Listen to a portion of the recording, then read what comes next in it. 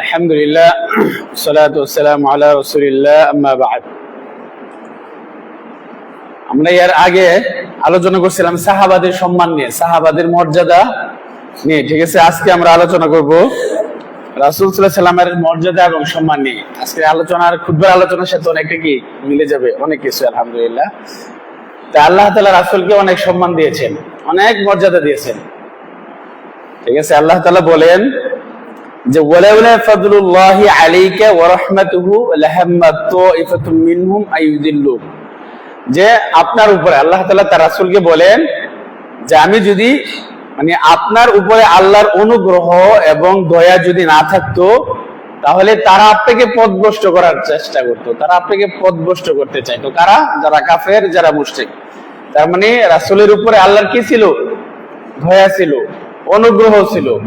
যে কোনো বিপদ আপদ বালা মুসিবত থেকে আল্লাহ তাআলা কি করতেন? তাকে হেফাজত করতেন।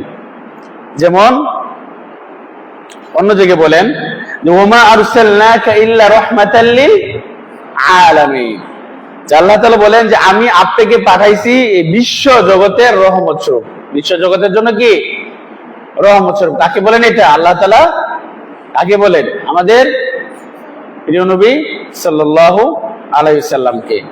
সূরা ইনশিরাহ, আলাম নাশরাহ লাকা সাদরাক, এখানে তিনি কি বলেছেন? যে ওয়া রাফা'না লাকা যিকরাক, আমি আপনার স্মরণকে অনেক কি করেছি, আপনার খ্যাতিকে, আপনার সুনামকে উচ্চ মর্যাদা দান করেছি। রাসূল নবী সাল্লাল্লাহু আলাইহি সাল্লামের মর্যাদা কি আল্লাহ তাআলা অনেক তিনি বাড়িয়ে দিয়েছেন, অনেক সম্মানিত আমাদেরকে নবী সাল্লাল্লাহু আলাইহি ওয়াসাল্লাম। অন্য জায়গায় আল্লাহ তাআলা বলেন যে ইয়া আইয়ুহান নবী ইন্না আরসালনাকা শাহিদাও ওয়া মুবাশশিরাও ওয়া নাযীরা ওয়া দা'iয়ান ইলা আল্লাহি বিইذনিহি ওয়া সিরাজাম মুনীরা। ইয়া আইয়ুহান নবী, ইয়া আইয়ুহান নবী সম্বোধনটা কি অনেক মায়াবী একটা সম্বোধন। আল্লাহ তাআলা রাসূলকে কি মুহাম্মদ বলে ডাক দিয়েছেন।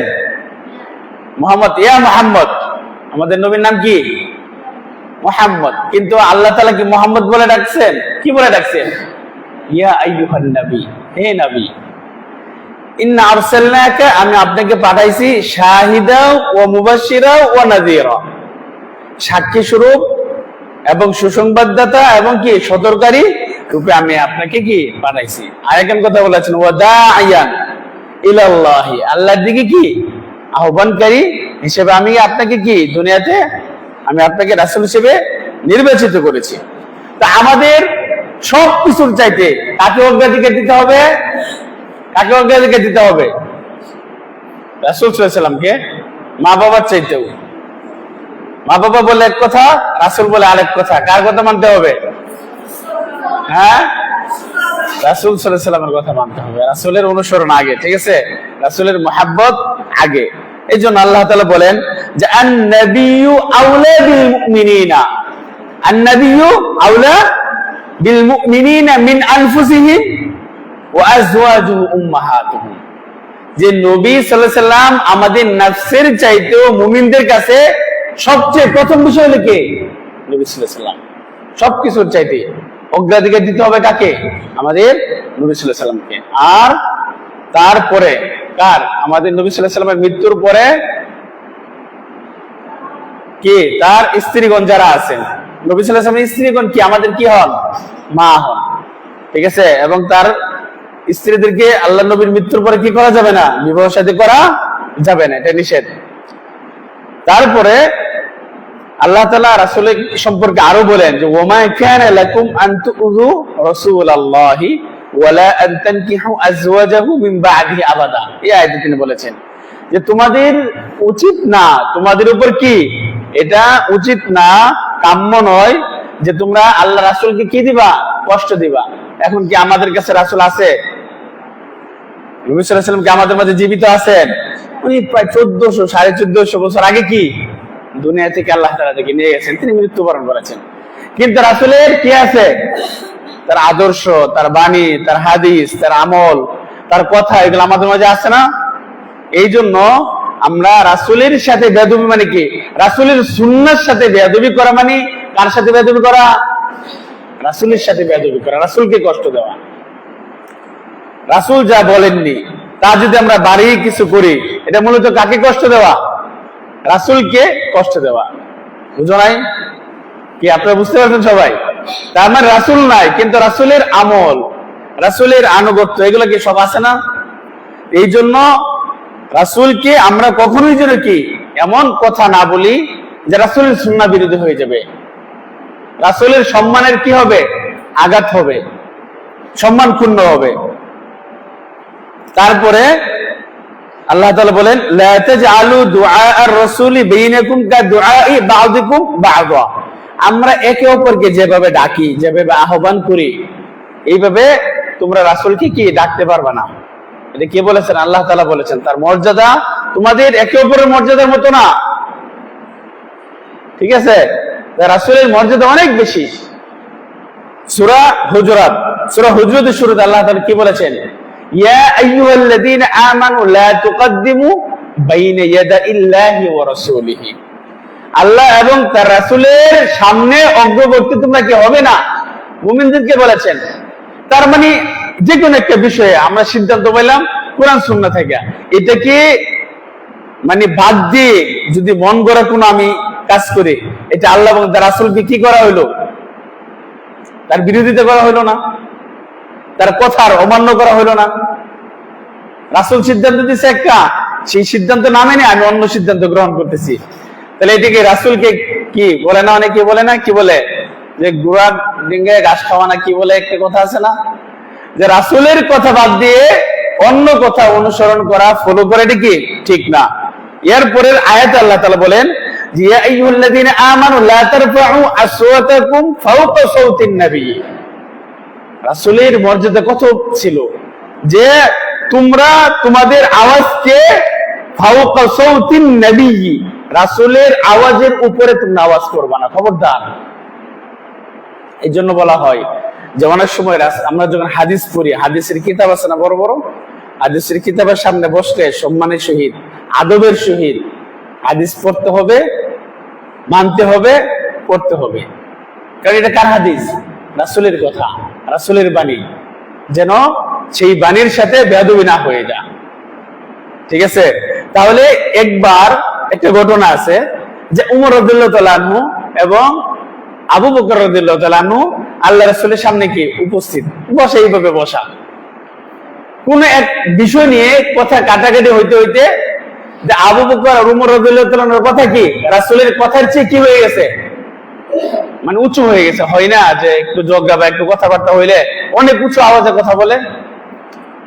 আল্লাহ তাআলা আয়াত নাযিল করে দিয়েছেন যে তোমাদের কথা আমার রাসূলের কথার উপরে যেন না হয়, খবরদার। রাসূলের সাউন্ডের উপরে তোমাদের সাউন্ড যেন উঁচু না হয়ে যায়। সুবহানাল্লাহ। নবী সাল্লাল্লাহু আলাইহি ওয়াসাল্লাম কত কি মর্যাদার অধিকারী ছিলেন। নবী সাল্লাল্লাহু আলাইহি ওয়াসাল্লাম কি বলেছেন? এটা তো দুনিয়াতে, এটা কি দুনিয়াতে, পরকালে, পরকাল সম্পর্কে আল্লাহ নবী কি বলেছেন? যে আনা আউয়ালুন নাসি খুরুজান ইযা বুইসু ওয়া আনা খতীবুহুম ইযা ওয়াফাদু ওয়া আনা মুবাশশিরুহুম ইযা আইসু লিওয়া আল হামদি ইয়াউমা ইদিন বিয়াদি ওয়া আনা আকরামু ওয়ালাদি আদম আলা রাব্বি ওয়ালা ফখরা। দুনিয়াতে আল্লাহ তাআলা রাসূল সাল্লাল্লাহু আলাইহি ওয়াসাল্লামকে অনেক মর্যাদা দিয়েছেন, এমনকি পরকালেও আল্লাহ নবী বলেন যে মানুষ যখন কিয়ামতের দিন সবাই কি পুনরুত্থান হবে, সবাইকে আবার জীবিত করবেন না মৃত্যুর পরে। আমাদের মাঝে যারাই মারা যাচ্ছে, সকল দুনিয়ার সকল কিছু যখন মৃত্যুবরণ করবে, তখন কিয়ামতের দিন আল্লাহ তাআলা সবাইকে আবার কি করবেন? আবার উঠাইবেন না, সবাই আমরা আবার জীবিত হবো, আল্লাহ তাআলা আবার জীবিত করবেন। কিন্তু আল্লাহ নবী বলতেছেন যে আমি প্রথম ব্যক্তি, যে প্রথম কি হবো? পুনরুত্থান দিবসে আমি প্রথম কি উঠে আসবো। আল্লাহ নবী কি প্রথম কি তিনি আল্লাহ তাআলা উঠাবেন। এবং তিনি বলেন যখন ওয়া আনা খতীবুহুম ইযা ওয়াফাদু, যখন হাজিরা দেওয়া হবে আমি প্রথম হাজিরা দেব। যখন মানুষ হতাশ হয়ে যাবে, নিরাশ হয়ে যাবে আমার উম্মতেরা, তখন আমি তাদেরকে কি করব? সুসংবাদ দিব সেই কিয়ামতের দিন। ঠিক আছে? এবং আদম, বনে আদমের মধ্যে সবচেয়ে সম্মানিত কে? আমাদের রাসূল সাল্লাল্লাহু আলাইহি ওয়াসাল্লাম। সকল নবীদের মাঝে সবচেয়ে সম্মানিত কে? মুহাম্মদ সাল্লাল্লাহু আলাইহি ওয়াসাল্লাম। আল্লাহ নবী বলেছেন ইন্নাল্লাহা ফাদ্দালানি আলাল আম্বিয়া, আলাল আম্বিয়া, আল্লাহ তাআলা আমাকে সম্মান দিয়েছেন, মর্যাদা দিয়েছেন, সমস্ত নবী রাসূলদের উপর কি দিয়েছেন? আল্লাহ তাআলা মর্যাদা দিয়েছেন। এই জন্য নবী সাল্লাল্লাহু আলাইহি সাল্লামের মর্যাদা যেভাবে দিয়েছেন আমরা সেইভাবে সম্মান করব। মর্যাদা মানে কি? এখন রাসূলের ভালোবাসবো আমরা কিভাবে? রাসূল যেভাবে আমল করেছেন, যেভাবে আমাদেরকে বলে গেছেন, সেইভাবে যদি আমরা আমল করি তাহলে সেটা রাসূলের ভালোবাসা হবে। ঠিক আছে? যেমন সামনে কি 26 তারিখে 12 রবিউল আউয়ালে মানুষ কি অনেক কিছু করবে। কেউ কি মাহফিল করবে, কেউ সারা রাত জাগবে, কেউ রোজা রাখবে, কেউ হালুয়া মিষ্টি খাবে, অনেকে অনেক কিছু করবে। কিন্তু রাসূলের সুন্নাহ কি? যে প্রকৃতপক্ষে রাসূলের প্রেমিক, যে রাসূলের আশেক, সে করবে কি? যে রাসূল যেমন বলেছেন যে আমি সোমবারের দিন কি হয়েছি? জন্মগ্রহণ করছি, আমি সোমবারের দিন এই জন্য আমি রোজা রাখি। সোমবারের দিন রোজা রাখা, এটা হচ্ছে রাসূলের সুন্নাহ। এবং আমরা যখন আজানের পরে আমরা আজানের উত্তর দিই না, আল্লাহ রাসূল বলেন ইযা সামি'তুমুল মুআযযিনা ফাকুলু মিসলা মা ইয়াকুলু সুম্মা সাল্লু আলাইয়া। যখন মুয়াজ্জিন আজান দেয়, আজান যা বলে তোমরা তাই বলবা, এবং আজানের পরে সাল্লু আলাইয়া, আমার উপর কি পড়বা? তোমরা দুরূদ পড়বা। আমরা কি পড়ব? দুরূদে ইব্রাহিম পড়ব। কেন? একবার দুরূদ পড়লে রাসূলের উপরে আল্লাহ তাআলা তার উপর কয়টা রহমত নাজিল করেন? 10টি রহমত নাজিল করেন। সুবহানাল্লাহ। তাহলে আল্লাহ তাআলা সেই নবী সাল্লাল্লাহু আলাইহি সাল্লামকে কি অনেক মর্যাদা দিয়েছেন। তবে তিনি বলে গিয়েছেন যে লা তুতরুনি কামা আতরাতিন নাসারা, মর্যাদা দিয়েছেন, আমরা রাসূলকে ভালোবাসবো, মহব্বত করব, কিন্তু যেন কি না করি? বাড়াবাড়ি না করি। বাড়াবাড়ি কেমনে করি আমরা? যেমন আমরা বলি কি যে রাসূল মাটির তৈরি না, রাসূল কিসের তৈরি? নূরের তৈরি। রাসূলকে কি আমরা ভালোবাসা বলি না? যে আমরাও মাটির মানুষ, রাসূলও মাটির মানুষ, সমান সমান হয়ে গেল। রাসূলের মধ্যে পার্থক্য থাকলো কি? আমাদের মধ্যে পার্থক্য থাকলো কি? এই যে রাসূলকে কি দেওয়া?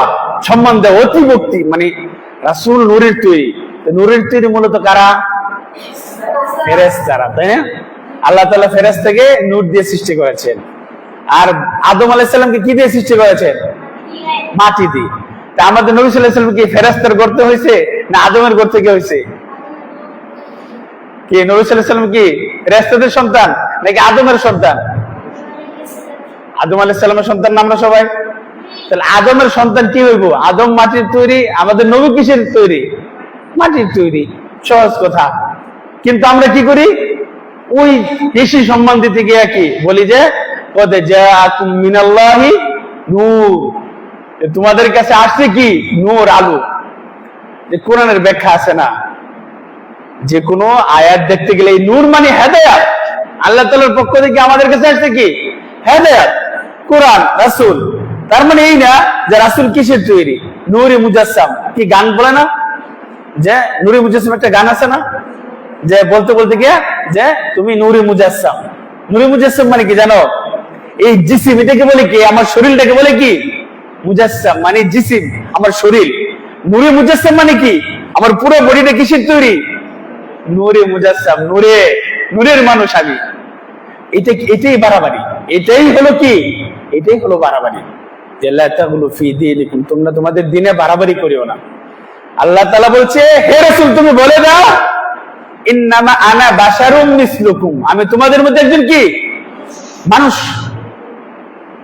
আর আমরা বলতেছি কি? মানুষ মানে কি? মানুষ মানে মাটির তৈরি।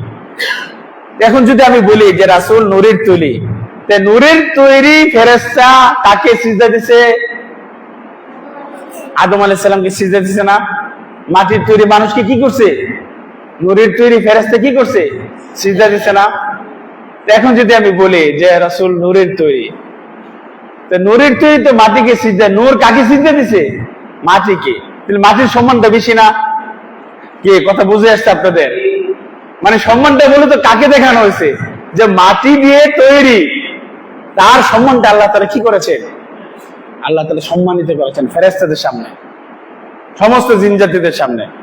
কিন্তু কেউ অহংকার করছে? শয়তান, ইবলিস। সে বলছে আমি হলাম কি? আগুন দিয়ে তৈরি। আগুনের নীতি হলো কি? উপরে ওঠা। আর মাটির নীতি হলো কি? নিচে নামা। সে সিজদা করলো না, অহংকার করলো, সে কিবির করলো, আল্লাহ তাআলা তাকে কি করলেন? তাকে জাহান্নামে পাঠিয়ে দিলেন, সে অভিশপ্ত হয়ে গেল। এই জন্য এটি হলো রাসূলের নামে একটা বারবার। আরেকটা বলি তাহলে, যে আমরা বলি কি, যে রাসূল গায়েবের খবর জানেন। এটা রাসূলের শানে যদি আমি না বলি তাহলে বেয়াদবি হয়ে যাবে। রাসূল কি গায়েবের খবর জানতেন? এটা আমরা মনে করি যে রাসূল যদি বইটা না বলি তাহলে রাসূলের অসম্মান হয়ে যাবে। অথচ আজকে খুতবাতে বললাম না, কুল্লা আমলিকু লিনাফসি নাফআউ ওয়ালা দাররা, যে আমি আমার নাফসের কি অধিকার রাখি না, মালিক নই, নিজের উপকার অপকারের। যদি আমি গায়েবের খবর জানতাম তাহলে তো আমি সবচেয়ে বেশি কি ভালো কাজ করতাম, বেশি কল্যাণ আমি গ্রহণ করতাম, আমার কি কোনো মানে কি বিপদ আপদে স্পর্শ করতো না। উহুদের যুদ্ধে আল্লাহ রাসূল মার খেতেন। উহুদের যুদ্ধে আল্লাহ রাসূল কি সাহাবারা ৭০ জন সাহাবা মারা গেছে, আল্লাহ রাসূলের চাচা আমির হামজা মারা গেছে, তাই না? তাহলে এই যে তারা মারা গেল, মুসআব বিন উমাইর উহুদের যুদ্ধে মারা গেছে, কত বড় বড় সাহাবা। আল্লাহ রাসূল যদি গায়েবের খবর জানতেন তো উহুদের যুদ্ধে এই ঘটনা ঘটতো, এই ঘটনা ঘটতো। তার মানে কি রাসূল কি গায়েবের খবর জানতেন না? এরকম অনেক ৭০ জন হাফেজ কোরআন আল্লাহ রাসূল এক জায়গায় পাঠাইছে, সেখানে চক্রান্ত করে তাদেরকে মেরে ফেলছে। যদি আল্লাহ রাসূল জানতেন তাহলে আল্লাহ রাসূলের সাহাবাদের কি সেখানে মৃত্যুবরণ করতো? এরকম বহুত ঘটনা আছে। এই যে আম্মা জানা আয়েশা রাদিয়াল্লাহু তাআলা আনহাকে নিয়ে কি করলেন? অপবাদ দিল, তাই না মুনাফিকরা। তা আল্লাহ রাসূল যদি গায়েবের খবর জানতেন তাহলে 1 মাস ওহী নাজিলের অপেক্ষা করতেন। 1 মাস পর্যন্ত কি করছে? অপেক্ষা করছে। যখন আল্লাহ তাআলা আয়াত নাজিল করলেন তারপরে তিনি নিশ্চিত হলেন যে এটা ইহুদি মুনাফিকদের একটা কি চক্রান্ত, অপবাদ দেওয়া। তাহলে আল্লাহ নবী কি গায়েবের খবর জানতেন না? আল্লাহ তাআলা যা জানান তিনি সেটাই কি জানেন। এইটা হলো বিষয়। তারপর আর বলি কি, যে রাসূলকে সৃষ্টি না করা হলে দুনিয়া কি করা হইতো না? এগুলো রাসূলকে নিয়ে বাড়াবাড়ি, যেহেতু রাসূলের আলোচনা আজকে, যে রাসূলকে সৃষ্টি না করা হইলে দুনিয়া কি করে, তামাম জাহান জগৎ কি করা হইতো না? সৃষ্টি করা হইতো। এইটাও একটা বাড়াবাড়ি। এটা কি এগুলা রাসূলের শানে মূলত কি রাসূলের সম্মানকে বাড়ানো না। ঠিক আছে? তাহলে আমরা কুরআন এবং সুন্নাতে যা পাবো সেটাই মানবো। নিজে থেকে কখনো কি অতিরিক্ত অতিরঞ্জিত কি আমরা কখনোই করতে যাব না। ঠিক আছে? ইনশাআল্লাহ। যাক, আজকে আমরা যা শুনলাম আল্লাহ তাআলা যেন আমাদেরকে এই অনুযায়ী সুন্নাহ অনুযায়ী কোরআন এবং সহিহ হাদিস অনুযায়ী আমল করার তৌফিক দান করে। আমরা সকলে বলি আল্লাহুম্মা আমিন। কারো কোনো প্রশ্ন আছে?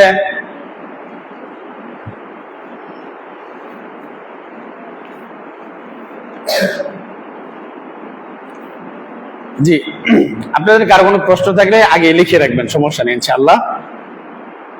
যদি কেউ আমাদের আকীদা মানহাজের ব্যাপারে প্রশ্ন করে তাহলে আমাদের উত্তর কি হওয়া উচিত? যেখানে কোরআন আমাদের মুসলিম বলে পরিচয় দিতে বলা হয়েছে, যেখানে বিশেষ প্রয়োজন সালাফি আহলে হাদিস পরিচয় দেওয়া বৈধ হবে কি? এখন যদি আমাকে জিজ্ঞেস করে যে আপনি বাঙালি নাকি বাংলাদেশি, সহজ কথা, এখন যদি আমি আপনাকে বলি এই আপনি কি বাংলাদেশি নাকি সিলেটি, আপনি কি বলবেন? হ্যাঁ, আমি সিলেটি, তার মানে সিলেটি হলে বাংলাদেশি না। আর যদি বলি আমি বাংলাদেশি, তার মানে আমি কি না? সিলেটি না। যদি আমাকে বলে যে আপনি বাঙালি নাকি বাংলাদেশি, আমি কি বলবো? আমি বাঙালি এবং আমি কি বাংলাদেশি, দুইটাই আমি। যদি কেউ বলে আমি সালাফি এবং মুসলিম, আমি আহলে হাদিস এবং কি মুসলিম, আমি মুহাম্মদ এবং মুসলিম, বুঝা গেল উত্তর? হ্যাঁ, যাই হোক, আমরা পরিচয় দিতে পারি আমার, ঠিক আছে আমি মুসলিম, কিন্তু মুসলিমের ভিতরে কত দোলাদলি ভাগাভাগি হয়ে গেছে না? 2000 না 5000-এর অধিক কি হয়ে গেছে? বিভক্তি বিভক্তি হয়ে গেছে। মূলত যে মানহাজের উপর আমরা আছি, আল্লাহ রাসূল কি বলেছেন? যে মা আনা আলাইহি ওয়া আসহাবি, যারা আমার এবং আমার সাহাবাদের নীতির উপরে থাকবে তারা কি আহলুস সুন্নাহ ওয়াল জামাআহ। আহলুস সুন্নাহ ওয়াল জামাতের মধ্যে এখন পরিচয় দিতে গেলে আপনি সালাফি বললে আপনি কি হয়ে যাবেন না, এটা বিদআত হবে না বা এই পরিচয় দেওয়া যাবে না, এমন কোনো বিষয় না। ঠিক আছে, আশা করি বুঝতে পারছেন। জি, এরপরে হলো যে সকাল বেলার আজগার গুলো কি ফজরের ফরজ সালাতের পরে পড়তে হবে? নাকি আগেও পড়া যাবে? আর সন্ধ্যার সময়ের আজকার গুলো কি আসরের সালাতের পর নাকি মাগরিবের সালাতের পরে পড়তে? আপনি পড়তে পারেন সকাল সন্ধ্যা, ফজরের পর পড়লেন, মাগরিবের পর পড়লেন, অথবা মাগরিবের আগ মুহূর্তে গিয়ে পড়তে পারেন, সমস্যা নেই। ঠিক আছে, ফজরের আগে যদি উঠেন, মনে করেন আজকে তো অনেকগুলো, ফজরের আগ থেকে শুরু করলেন, অথবা ফজরের সালাত আদায় করার পরে আপনি পড়তে পারেন, অথবা ফজরের সালাত আদায় করে এসে বাসায় শুয়ে শুয়ে পড়তে পারেন। ওটা বিষয় সকাল সন্ধ্যা, সকালে এবং সন্ধ্যায়, সেটা মাগরিবের আগেও হইতে পারে, মাগরিবের পরেও পড়তে পারেন। সময় না পাইলে মাগরিবের পরে পড়বেন, কোনো সমস্যা নেই। আমার একটা প্রশ্ন হলো যে আমরা জানি যে কোরআনের মধ্যে অনেকগুলো সিজদার আয়াত আছে। আমার প্রশ্ন হলো, আমি যদি সিজদার আয়াত পড়ে সিজদা না দেই তাহলে কি আমার কোনো গুনাহ হবে? তেলাওয়াতে সিজদা দেওয়া সুন্নাহ, এটা কি সুন্নাহ। এখন কথা হলো সুন্নাহর বিধান কি, এটা হলো বিষয়। যে সুন্নাহ যদি আমি পালন করি আমার কি হবে? নেকি হবে। আমি যদি না করি তাহলে কি হবে না? গুনাহ হবে না। তাহলে গুনাহ হবে না, কিন্তু তেলাওয়াতে সিজদার আয়াত পড়লে সিজদা দেওয়াটা কি সুন্নাহ, দেওয়া উচিত। কিন্তু এটা না করলে কি হবে না? গুনাহগার হবে না। ফেরেশতারা কি জান্নাতে যাবে নাকি জাহান্নামে যাবে? ফেরেশতারা কি জাহান্নামে যাবে? ফেরেশতারা কি? ফেরেশতারা আল্লাহ তাআলার কি সৈন্য, তারা কেউ কি যাবে না? জাহান্নামে যাবে না। তবে জাহান্নামে গেলেও তারা জাহান্নামের আগুনে কি পুড়বে? কারণ ফেরেশতারা জাহান্নামের ফেরেশতা আছে না? কি জাহান্নামের ফেরেশতা আছে না? যারা জাহান্নামের দায়িত্বে আছে, কি আছে না? তো ওরা কি আগুনে পুড়বে না? ওরা আগুনে কি পুড়বে না।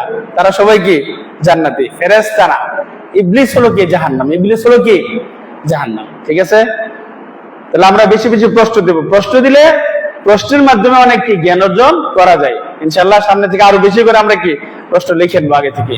ঠিক আছে, সুবহানাকাল্লাহুম্মা ওয়া বিহামদিকা আশহাদু আল্লা ইলাহা ইল্লা আনতা আস্তাগফিরুকা ওয়া আতুবু ইলাইক।